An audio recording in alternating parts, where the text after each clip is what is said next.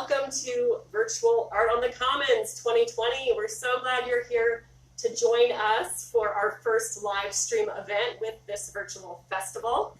My name is Shana McConville. I'm the Division Manager of Cultural Arts with the City of Kettering, Parks, Recreation, and Cultural Arts, and I am so proud to be a part of the team that is bringing our very fun annual festival into a new format this year, the most unusual year I think we've ever experienced. We are standing in the studios of Sandra Picciano-Brand and David Brand at Front Street in East Dayton. We're going to have an opportunity to see the work that they're doing. They're going to do a little demonstration. And I think you guys should ask some questions as we go through this. You can definitely ask questions through this Facebook Live stream. We have someone who can help answer them. And a couple different things I'll mention before we get started. We want to give a big thank you to everyone who supported making this event happen. The Ohio Arts Council, the City of Kettering, the Kettering Arts Council, Kettering Parks Foundation, and the Joan W. McCoy Memorial Art Fund. The Memorial Art Fund is dedicated to providing artists with a People's Choice Cash Award. So make sure you go onto our website and vote for your favorite artist. Perhaps it will be David and Sandra, perhaps someone else, but you decide. The address is playkettering.org/AOTC. So before we get started, a couple more things. I have to give a big thank you to the team that is bringing this together today. We have Sarah Thomas, who is our webmaster person. We have Claire Zook, who is the festival coordinator and the videographer today. And we have Andy Daly, who is the cultural arts program supervisor. He's in the background. You might see him. He'll be answering a lot of your questions on Facebook Live if you have any. So we'll go ahead and get started. Follow me, please.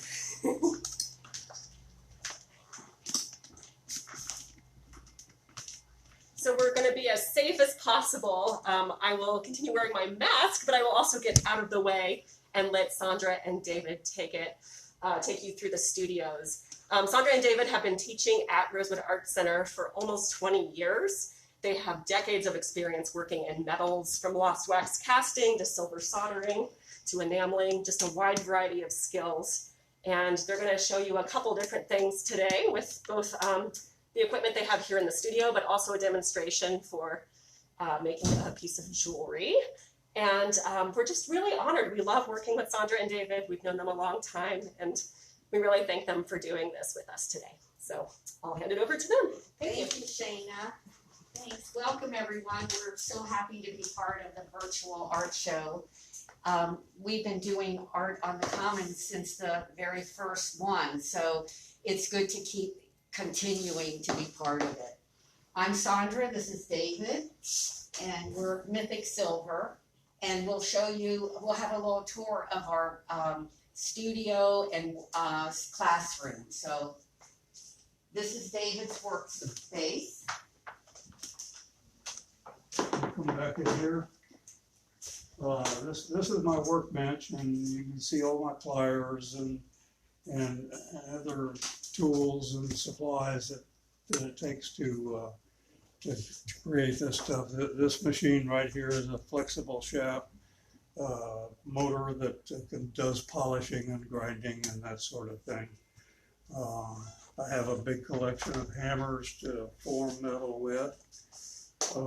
I'm a tool freak. I love tools, and I've collected tools for a long time, probably more than I need, but tools are the extension of your hands that allow you to create. I've also collected a lot of artifacts. I once was an engineer, and kind of in the field of instrumentation, data collection, and that sort of thing.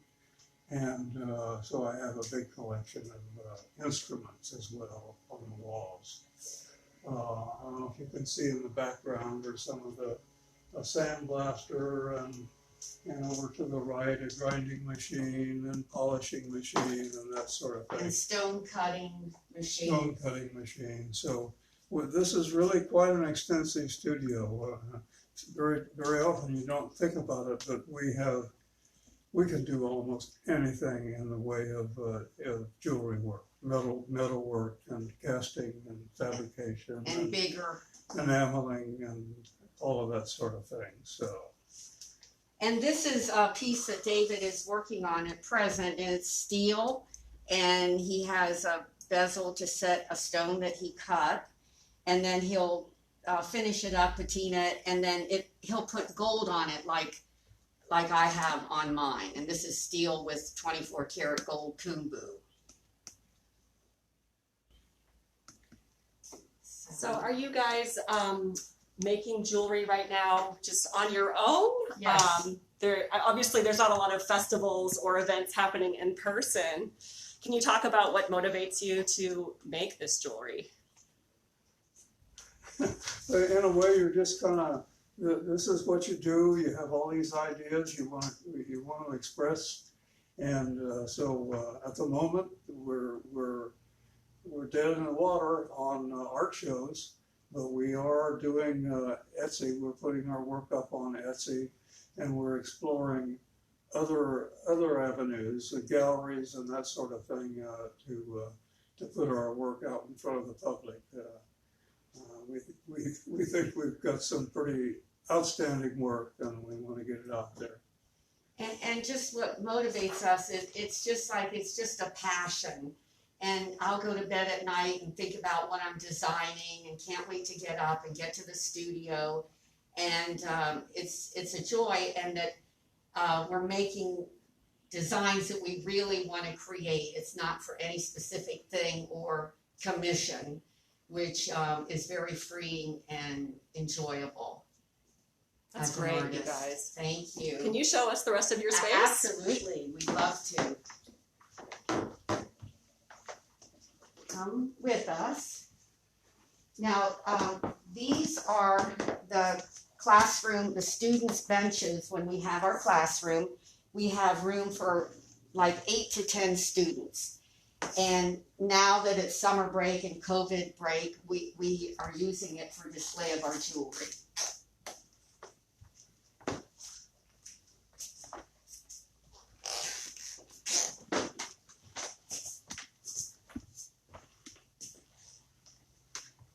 And this is our kind of salon or display room and relaxation room for the students and for visitors to our studio when we have open studios, so that they can relax and have a beverage or whatever. And so this is where we normally show our work when we have the classroom going, and then that is my work area. And when I moved in, I started with this L shape. And then a couple years later, David and I we got together and as colleagues, and then eventually we got married, but it kind of grew from being colleagues and making jewelry. But he moved in, and when the artist left this space, he opened the wall and made this doorway.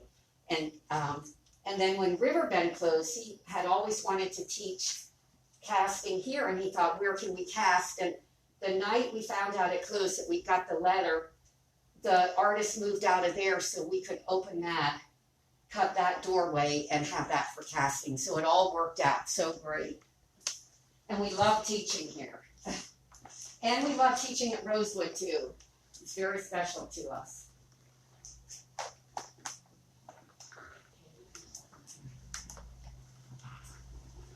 Well, this is the room we use for casting and for finishing.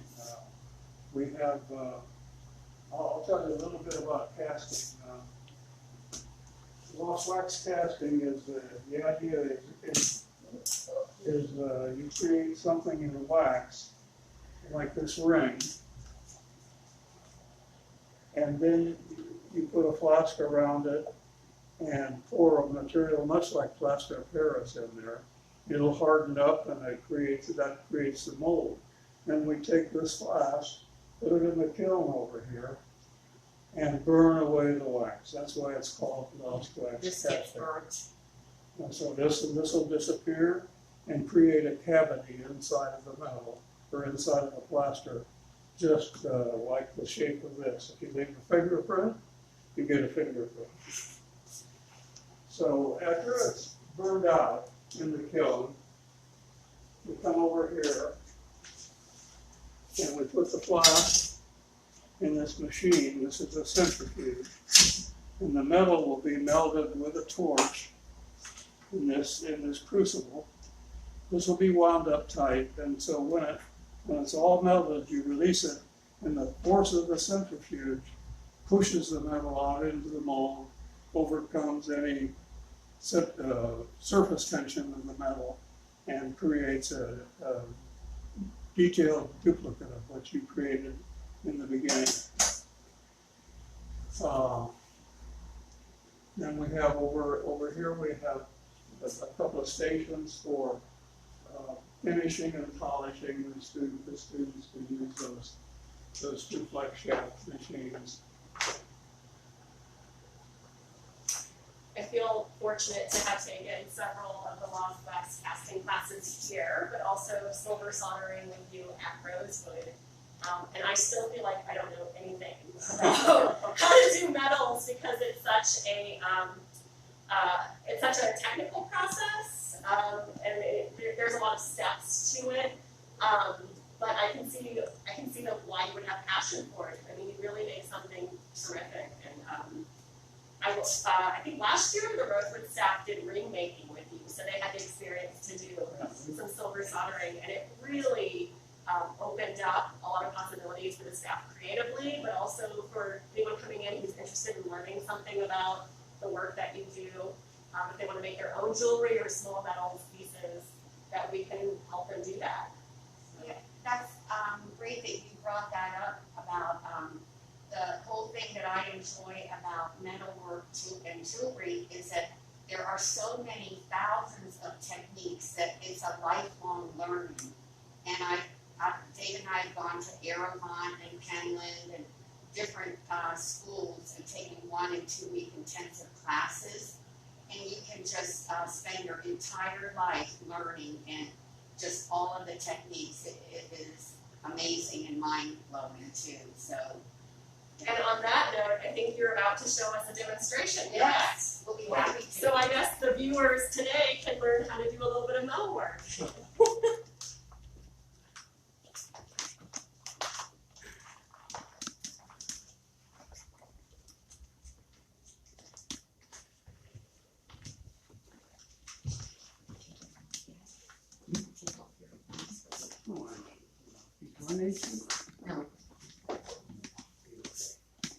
So what we're going to do in this demonstration is demonstrate a few of the steps in creating this little vessel. It's made out of sheet copper, and it's been textured. The surface has been textured, and so what I want to do is show you how this three-dimensional shape is created, and so we'll go from there. Now, a jeweler's most important tool is a jeweler's saw. So this here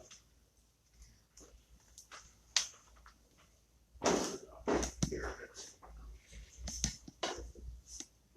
This die is the way this was created. You can see that the piece pretty much matches the outline of this die. And so this die was cut out of plexiglass or Lexan with a jeweler's saw. It's a very fine bladed saw. It can cut very intricate shapes very precisely. To do that, you have to drill a hole in the plastic so you can get the blade in, and then you saw it out, using this as a base, saw it out so you have that shape. And once you have that shape, you can then press the metal up into that shape, and I'll show you how that's done. But first we have to I'll talk about that, to anneal the metal. Close quarters. So you're gonna anneal the Yeah, metal for me. when he roller printed this to have a nice texture, and he used a hard brass plate that has the texture on it, and then if you put it in a rolling mill, it will put the texture onto your piece, and then you can reuse the other one. But when you do that, it hardens the metal, so in order to use a hydraulic press, the metal has to be annealed, which means to have it softened. And how you do that is with a torch. And so it just takes like a couple of minutes. And you have to wait till the metal gets red, till the copper gets red.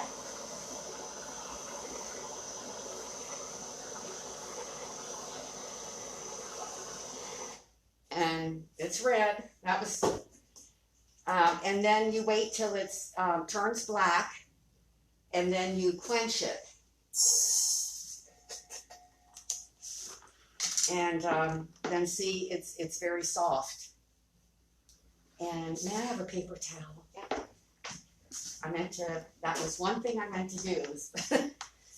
And then you dry it off because you don't want anything wet to go on your tools. It could rust everything. So you dry it off. And once you quench it, it's cool now. Oops. There you go. Okay. So now we have this shape, and this is a polyurethane pad. It's very, very tough, but it's also deformable. It's flexible, and so we can lay our piece of metal on here, and then lay the die on top of it. Let's see, I have that one there. So I'm going to turn this over. Yeah, he already has one side of the vessel imprint puffed out, and so he's turning it over to do the opposite. So you can press from one side, you'll get one image. And you press from the other side, you'll get the mirror image. So I want this one to begin with. So that you can make the vessel, you can solder the vessel.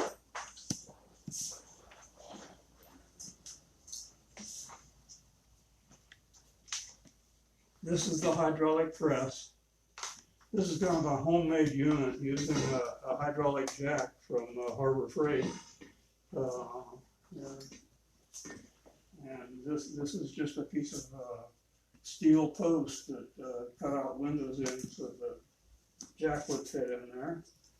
And a machine like this, a commercial one, would cost maybe $1,000, and this would cost me maybe $50. So. It seems like a lot of tools in your studio have been created from scratch, if I may. Yeah. I love making tools. Yeah, he makes tools.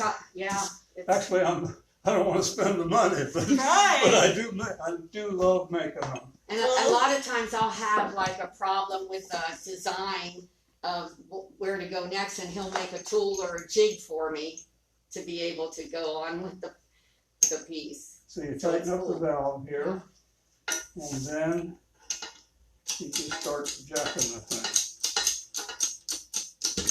So I've taken a couple classes, like I mentioned, from you guys here in this studio. And at Rosewood, we also have, specialized tools for the instruction and working with metals. And I'm always going, oh, I wonder if I can find that one tool I used at Sandra and David's in the catalogs, and usually I can't.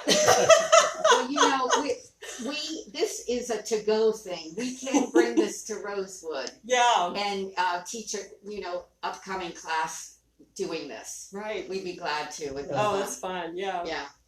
So I pumped this until I felt the resistance, that it was resisting me, and then I'll apply more pressure. And it works out about 3 pumps. That's what it takes.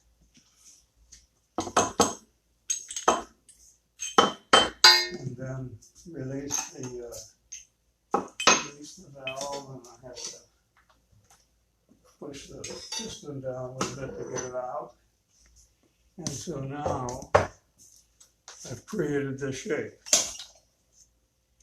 And then, can you see that? Okay, so it has the dimensionality. It is smooth. It's perfectly smooth. It's just wonderful. You can do this kind of work with a hammer. Just dink, dink, dink, and hammer the shape down into the die. But it's very difficult to get it that smooth. And then you would have hammer marks that I work like that with hammering, and it'll take hours to grind out the hammer marks too. So now this these eliminates that. are the two halves, and I would saw them out so they fit better, but you can see how it goes. Those two get soldered together to create the shape we wanted to begin with. So there's how that's done. And I'm not gonna do the soldering. That's an extensive thing as well. But then we have some other examples of things that were done with the press. This is rather than being, this is called a silhouette die, and the die for this is ground into the surface, and that's called a conforming die. Yeah. And so that's how that was done. Instead of all the way through. And she has another one that was created And this that one way. too. And then there are, it has more dimension to it too than just one open area. Then you can have lines in it. So here's another vessel that was created in this fashion. Here's a tiny one. Yeah. Yep, make it close to And this is one I made. So if someone was interested in learning how to do this, obviously we're in a special moment Yeah. with the pandemic, but you guys have taught classes traditionally when like certain seasons or?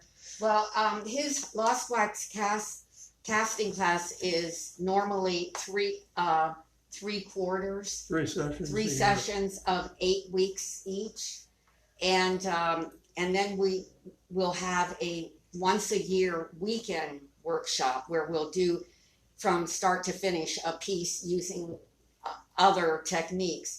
But we are planning a Zoom class, so we're trying to figure out how to, we're working with a web person and we're planning a Zoom workshop. However, it would be difficult to teach this because not everyone's going to have a hydraulic press. So especially one that David made. Yeah. I was like, I guess you could make Well, one for each member of the class. You can buy it now at Harbor Freight, which is great. Yeah. But normally at a jewelry supply company, they're like $2,000. But Yeah. Harbor Freight, it's the same thing.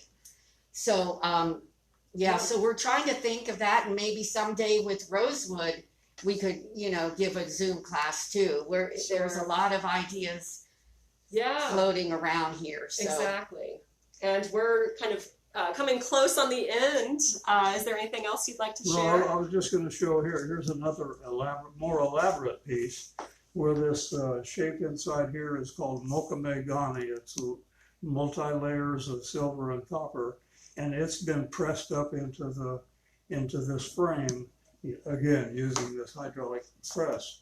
So there are just all kinds of uses for Yeah, and they can look up they can Google Mokame Gani. It's quite a process in itself. It's very interesting. Absolutely. And could they find that on your website Well, too? they can find it on Etsy because I have this piece and then I explain about the history of the technique and that. So Awesome. you guys have the Etsy link with your website. Absolutely. People can go to the jewelry section of the Art on the Commons Festival and find you guys, Sandra and David.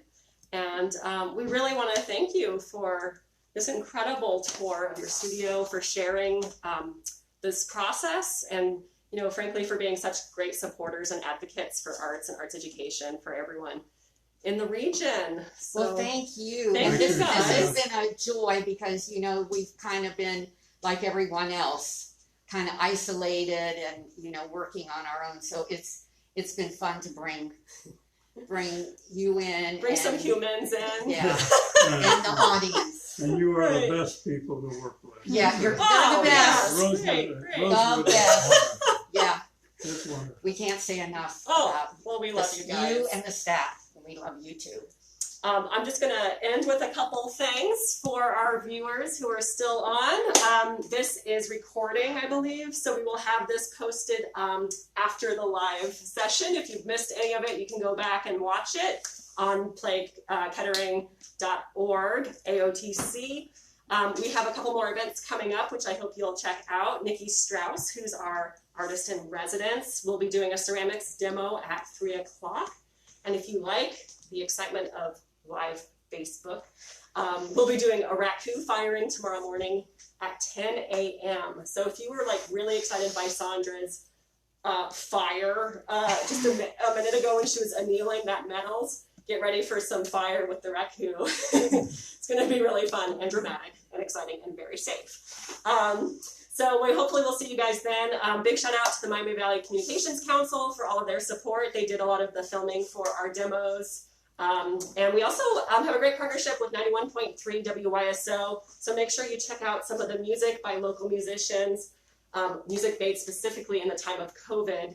You can find that also on AOTC's webpage. And last but not least, I have to thank our media sponsors, the Dayton Daily News and 91.3 WYSO for really supporting this, I guess you could call it an experiment, the virtual Art on the Commons. This is our 32nd year of doing Art on the Commons, but the first time we've ever done it virtual. So thanks everyone for being here, and we look forward to seeing you back on the website soon. Thank you. It was great. Thank you. Bye. Thanks for Stay being safe. here. Thanks for